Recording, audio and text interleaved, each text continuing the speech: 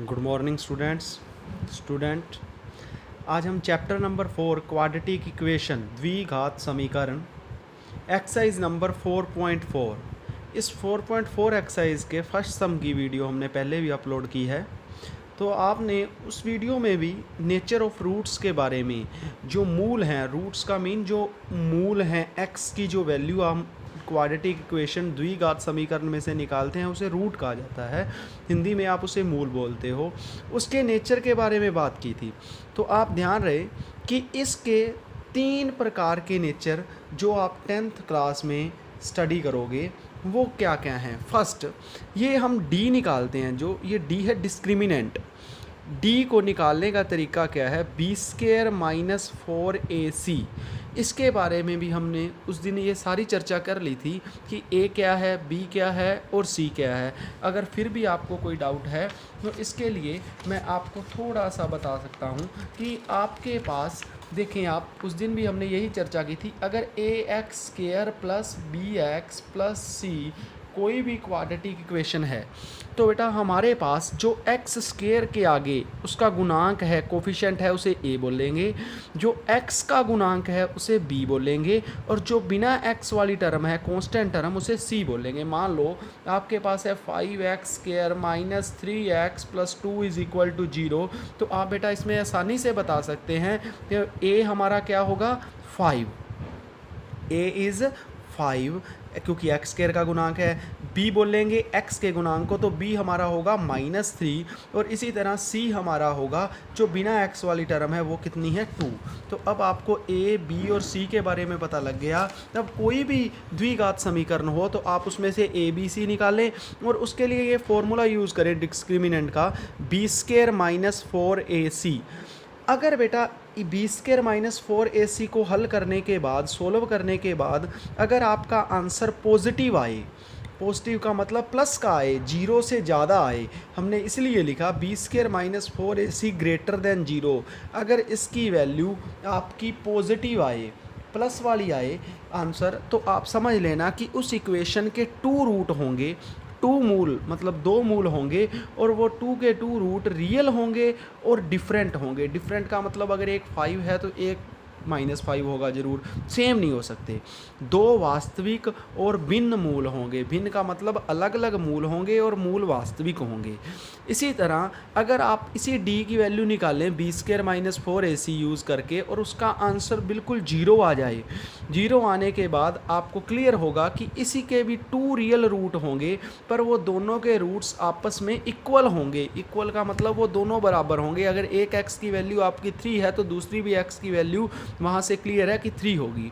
इसी तरह अगर b² माइनस 4ac की वैल्यू बेटा लेस देन 0, लेस देन 0 का मतलब नेगेटिव, आप इसको सोल्व करें और आंसर माइनस में आ जाए, जैसे -10 आ जाए, -20 आ जाए, तो आप समझ लेना कि नो रियल रूट, उसका कोई भी रूट रियल नहीं होगा, कोई भी वास्तविक मूल नहीं होंगे। तो इसी के आधार पर एक्सरसाइज नंबर 4.4 का फर्स्ट सम किया था हमने।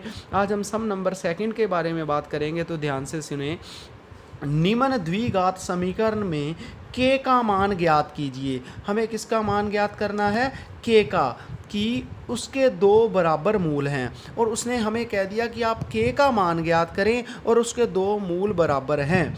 अगर बेटा 2 मूल बराबर हैं तो आपको इन तीनों कंडीशन को दोबारा से अपने माइंड में रखना होगा कि अगर 2 मूल्स बराबर हों, मतलब 2 रूट्स, 2 मूल बराबर हैं, या इंग्लिश मीडियम वालों में उन्होंने लिखा होगा इफ़ 2 रूट्स आर इक्वल। तो अगर 2 रूट्स इक्वल हैं तो हमें एक कंडीशन आई थी, वो कंडीशन कौन सी थी, सेकंड, कि इसमें हमें उसने कहा था कि 2 रियल होंगे और रूट कौन से होंगे, दोनों के दोनों इक्वल होंगे, दोनों रूट्स बराबर होंगे। तो उसमें हमारे पास क्या था कि d हमेशा किसके बराबर आएगा, 0 के। तो हम उसी को फॉलो करेंगे। पहले तो आप इसको ये लिख के दिखाएं, a हमारे पास कितना है, x² का कोफिशिएंट 2, b हमारे पास x का जो कोफिशिएंट है, x का गुणांक वो है k, और c है हमारे पास 3। इसी तरह बेटा आपको पता है, ये क्लियर है कि d की वैल्यू किसके बराबर होगी, 0 के, क्योंकि उसने पहले ही बोल दिया कि दोनों के दोनों मूल बराबर हैं, तो d हमेशा किसके इक्वल होगा, 0 के। तो आप d की वैल्यू निकालें, डी कितना आएगा बी स्क्वायर माइनस 4ac बराबर 0, क्योंकि हमें पता है कि इसका आंसर 0 के बराबर आएगा क्योंकि टू के दो जो रूट्स हैं वो इक्वल हैं। तो आप इसकी वैल्यू पुट करें, b की वैल्यू क्या है k, तो k का स्क्वायर माइनस 4, a की जगह बेटा आप कितना पुट करोगे 2 और c की प्लेस पर क्या पुट करोगे 3 equal to 0। Then k square minus 4 2 जा 8 और 8 को अगर आप 3 से मल्टीप्लाई करें that is the 24 is equal to 0। और यहाँ से के स्क्वायर की वैल्यू माइनस का 24 अगर राइट हैंड साइड पर जाएगा तो किसका हो जाएगा प्लस का। तो अगर आप इस केस ये स्क्वायर है अगर आप इधर भेज देंगे तो 24 के ऊपर क्या आ जाएगा रूट 24 के बेटा अगर आप फैक्टर बनाएं तो आपको क्लियर है कि 24 2 से मल्टीप्लाई 12 बचा वो भी 2 से, देन 2 से 2 2 जा 4 2 जा 8 3 जा 24। तो अगर आपको पता है इसके ऊपर रूट है तो 2 2 का पेयर है, तो अगर एक पेयर है तो एक 2 तो बेटा बाहर आएगा और अंदर जो बचा वो क्या बचा 2 और 3, 2 का पेयर बन गया वो एक 2 बाहर क्योंकि 2 का स्क्वायर से रूट कैंसिल 2 2 2 3 जा 6। तो k की वैल्यू हमारे पास क्या आई 2√6। ये था कि k का मान ज्ञात करने के लिए जो फर्स्ट सम हमने किया। इसी तरह बेटा हम इसका सेकंड सम भी ट्राई करेंगे, इससे आपको क्लियर होगा कि हमने कैसे कैसे ये रूट निकाला था। तो आप देखें, बस इस सम को ध्यान से देखें तो आपको बेटा ये सारा क्लियर हो जाएगा। सेकंड सम वो क्या है हमारे पास kx into x minus 2 plus 6। पहले हमें इसे अंदर मल्टीप्लाई करना होगा तो इससे इक्वेशन सही बनेगी kx की x से मल्टीप्लाई kx स्क्वायर, kx की माइनस 2 से तो माइनस 2kx और plus 6 is equal to 0।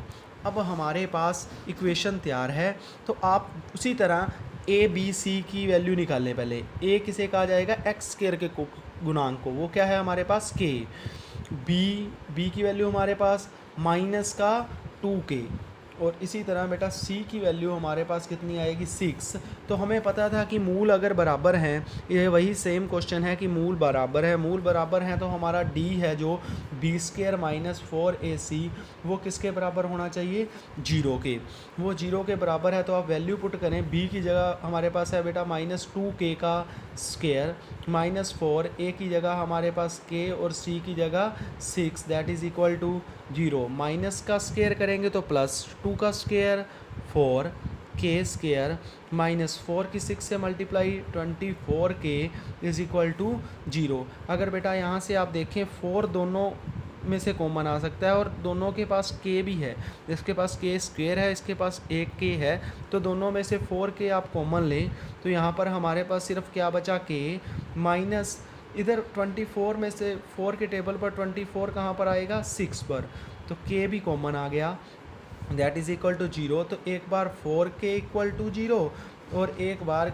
k minus 6 is equal to 0। तो यहाँ से बेटा k की वैल्यू हमारे पास 0 क्योंकि 0 के अपॉन में 4 करेंगे तो 0, तो और यहाँ से k की वैल्यू 6।